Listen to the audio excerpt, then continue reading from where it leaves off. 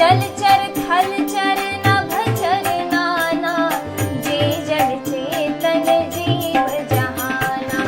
मति की रति गति भूति भलाई, जब जेहि जतन जहाँ जेहि पाई। सो जानब सतसंग प्रभाऊ, लोकहु वेद न आन उपाऊ।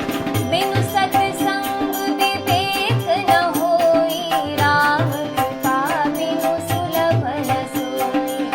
सतसंगत मुद मंगल मूला, सोई फल सिद्धि सब साधन फूला।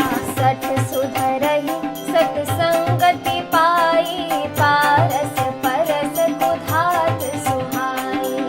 विधि बस सुजन कुसंगत परहि, धनि महि सम निज गुण अनुसरहि। विधि हरि हर कवि कोविद बानी, कहत साधु महिमा सकुचानी। सो मोसन कहि जात न कैसे, साख बनिक मनि गुण गन जैसे। रामचरित मानस मिलि गावा, तुलसी कृत ये कथा सुनावा। बंदउ संत समान चिता, हित अनहित नहीं कोई। अंजलि गत शुभ सुमन जिमि, सम सुगंध कर दोई। संत सरल चित जगत हिता, जानि स्वभाव स्नेहु। बाल विनय सुनि करी कृपा, राम चरण रति देहु। रामचरित मानस मिलि गावा, तुलसी कृत ये कथा सुनावा। बहुरी बंदी खल गन सखी भाए, जे बिनु काज ताहि निहुबाए। परहित हानि लाभ जिनके रे, उजरे हर्ष विषाद बसेरे। हरि हरि जस राकेश राहु से, पर अकाज भट सहस बाहु से। जे पर दोष लखहि सहसाधी, परहित धृत जिनके मन माधी। तेज किसानु रोष महिषेसा, अघ अवगुण धन धनी धनेसा। उदय चेत सम हित सब ही के, कुंभकर्ण सम सोवत नीके। पर अकाजु लगे तनु परिहरहि, जिनिहि उपल कृषि दहि करहि। बंदउ खल जस शेष सरोषा, सहस बदन पर नहीं परदोषा। उनि प्रणवउ पृथुराज समाना, पर अघ सुनई सहस दस काना। बहुरी सत्र सम बिनवउ तेहि, संकट सुरानीक हित जेहि। बचन वज्र जिहि सदा पियारा, सहस नयन पर दोष निहारा।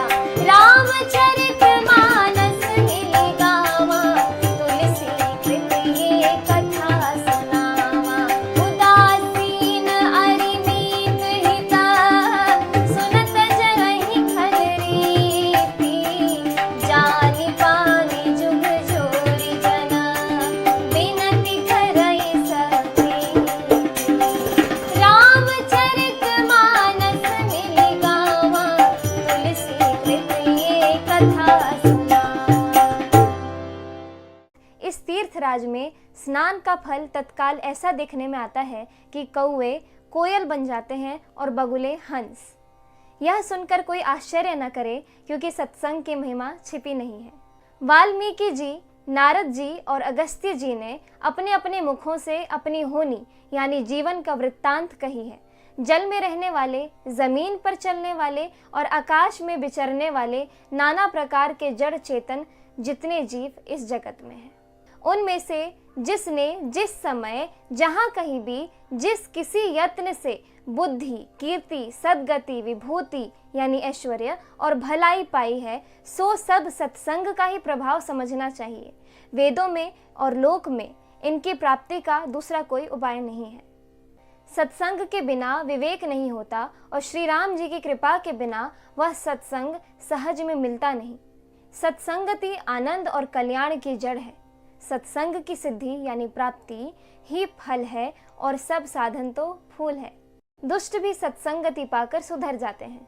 जैसे पारस के स्पर्श से लोहा सुहावना हो जाता है यानी सुंदर सोना बन जाता है, किंतु दैव योग से यदि कभी सज्जन कुसंगति में पड़ जाते हैं तो वे वहां भी सांप की मणि के समान अपने गुणों का ही अनुसरण करते हैं। अर्थात जिस प्रकार सांप का संसर्ग पाकर भी मणि उसके विष को ग्रहण नहीं करती तथा अपने सहज गुण प्रकाश को नहीं छोड़ती, उसी प्रकार साधु पुरुष दुष्टों के संग में रहकर भी दूसरों को प्रकाश ही देते हैं। दुष्टों का उन पर कोई प्रभाव नहीं पड़ता। ब्रह्मा, विष्णु, शिव, कवि और पंडितों की वाणी भी संत महिमा का वर्णन करने में सकुचाती है। वह मुझसे किस प्रकार नहीं कही जाती। जैसे साग तरकारी बेचने वाले से मणियों के गुण समूह नहीं कहे जा सकते। मैं संतों को प्रणाम करती हूँ जिनके चित्त में समता है, जिनका ना कोई मित्र है ना कोई शत्रु। जैसे अंजलि में रखे हुए सुंदर फूल, जिस हाथ ने फूलों को तोड़ा और जिसने उनको रखा, उन दोनों ही हाथों को समान रूप से सुगंधित करते हैं। वैसे ही संत शत्रु और मित्र दोनों का ही समान रूप से कल्याण करते हैं। संत सरल हृदय और जगत के हितकारी होते हैं। उनके ऐसे स्वभाव और स्नेह को जानकर मैं विनय करती हूँ। मेरे इस बाल विनय को सुनकर कृपा करके श्री राम जी चरणों में मुझे प्रीति दें। अब मैं सच्चे भाव से दुष्टों को प्रणाम करती हूँ जो बिना ही प्रयोजन अपना हित करने वाले के भी प्रतिकूल आचरण करते हैं। दूसरों के हित की हानि ही जिनकी दृष्टि में लाभ है, जिनको दूसरों के उजड़ने में हर्ष और बसने में विषाद होता है, जो हरि और हर के यश रूपी पूर्णिमा के चंद्रमा के लिए राहु के समान है। अर्थात जहाँ कहीं भगवान विष्णु या शंकर जी के यश का वर्णन होता है, उसी में वे बाधा देते हैं और दूसरों की बुराई करने में सहस्त्र बाहु के समान वीर हैं।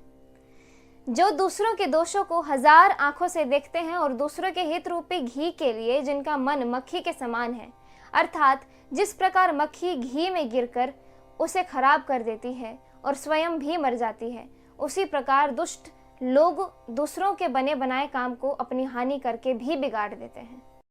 जो तेज यानी दूसरों के जलाने वाले ताप में अग्नि और क्रोध में यमराज के समान है, पाप और अवगुण रूपी धन में कुबेर के समान धनी है, जिनकी बढ़ती सभी के हित का नाश करने के लिए केतु पुच्छल तारे के समान है और जिनके कुंभकर्ण की तरह सोते रहने में ही भलाई है।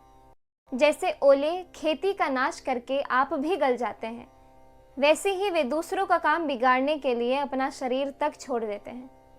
मैं दुष्टों को यानी हजार मुख वाले शेष जी के समान समझकर प्रणाम करती हूँ, जो पराये दोषों का हजार मुखों से बड़े रोष के साथ वर्णन करते हैं। पुनः उनको राजा पृथु, जिन्होंने भगवान का यश सुनने के लिए 10,000 कान मांगे थे, उनके समान जानकर प्रणाम करती हूँ, जो 10,000 कानों से दूसरों के पापों को सुनते हैं। फिर इंद्र के समान मानकर उनकी विनय करती हूँ, जिनको सुरा यानी मदिरा नीकी और हितकारी मालूम देती है। इंद्र के लिए भी सुरा नीक अर्थात देवताओं की सेना हितकारी है, जिनको कठोर वचन रूपी वज्र सदा प्यारा लगता है और जो हजार आंखों से दूसरों के दोषों को देखते हैं। दुष्टों की यह रीति है कि वे उदासीन शत्रु अथवा मित्र किसी का भी हित सुनकर जलते हैं। यह जानकर दोनों हाथ जोड़कर यह जन प्रेम पूर्वक उनसे विनय करता है।